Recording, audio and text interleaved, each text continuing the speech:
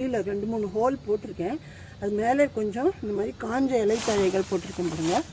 இந்த வாழை இலையோட தழைகள் நிறைய இருக்குது. நீங்கள் தோட்டத்தை பெருக்கிட்டு அந்த உதிர்ந்த காஞ்சி போன இலைகளெல்லாம் இப்படி சேர்த்து வச்சுக்கலாம். நான் வேறு எதுவுமே இதில் கலக்கலை. ஏன்னா மற்ற கம்போஸ்ட் மாதிரி நம்ம காய்கறி கழிவு அப்புறம் பழத்தோலெல்லாம் இதில் போட போகிறதில்ல. ஏன்னா அது வந்து டைம் எடுக்கும். இது வந்து குயிக்காக ஒரு பாட்டிங் மிக்ஸு எல்லா சத்துக்களோடையும் கிடைக்கணும் அப்படின்னா இந்த இலையில் இருக்கிற சத்துக்களெல்லாம் அதில் போய் மண்ணில் கலந்து நுண்ணுயிர் பெருக்கம் நடந்து உங்களுக்கு ஃபஸ்ட் கிளாஸ் ஒரு பாட்டிங் மிக்ஸ் கிடைக்கும். அதனால தான் இதை ப்ரிப்பேர் பண்ணிட்டுருக்கேன். இப்போ இது பாருங்கள், இந்த ஒரு லேயர் இந்த இலையை போட்டுட்டு ஒரு லேயர் நம்மளுடைய கார்டன் சாயில் கிடைக்கிறது இல்லை, ரொம்ப கஷ்டமாக இருக்குது அப்படிங்கிறவங்கெல்லாம் இந்த மாதிரி உரம் தயாரிச்சுக்கலாம். உங்கள் வீட்டு பக்கத்துலலாம் மரங்கள்லாம் இருக்கும் இல்லையா,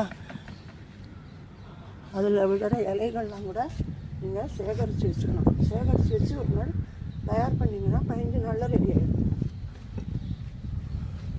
இந்த மண்ணில் மண்புழு இருக்குது, அதையும் போட்டிருக்கேன்.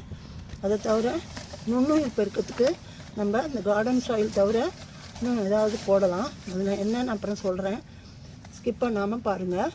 இந்த மாதிரி வாழையோட தண்டு பாருங்கள், நல்லா காஞ்சி போய் உதிர்ந்து கிடக்கு. இது வந்து நல்லாவே பிரேக் ஆகிடுது. இப்போ இது போட்டால் நல்லா ஒரு உரமாயிடும். அதை தவிர வாழை இலையும் இருக்குது பாருங்கள், இது ஈஸியாக பிரேக் ஆகிடுது. என்கிட்ட இது நிறைய இருக்கிறதுனால நான் வாழையோடது எடுத்திருக்கேன். இது வேஸ்ட் பண்ண வேண்டாம், நீங்கள் வேறு இலைகள் கூட எடுத்துக்கலாம். இது மேலே ஒரு லேயர் மண்,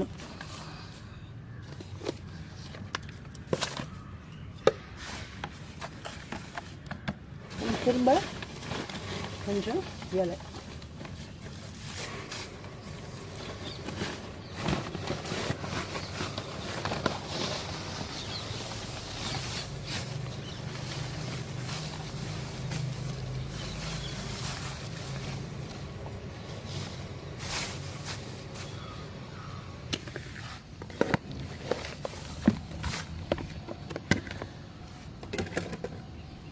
இந்த மாதிரி நீங்கள் பக்கெட்டு ஃபில் பண்ணிக்கலாம். டெய்லி கிடைக்கிற இலையை கூட இந்த மாதிரி போட்டு நீங்கள் இந்த பக்கெட்டை ஃபில் பண்ணிக்கலாம். மூடி இருக்கிற பக்கெட்டாக இருந்தால் நல்லது. அப்படி இல்லைன்னா நம்ம வேறு ஏதாவது மூடி போடணும். நிழல் பாங்கான இடத்துல வையுங்க, வெயில் பட வேண்டாம். இப்போது இது வந்து மக்கறதுக்காக நம்ம கொஞ்சம் மாய்ஸ்சராக வச்சுக்கணும் மண்ணை.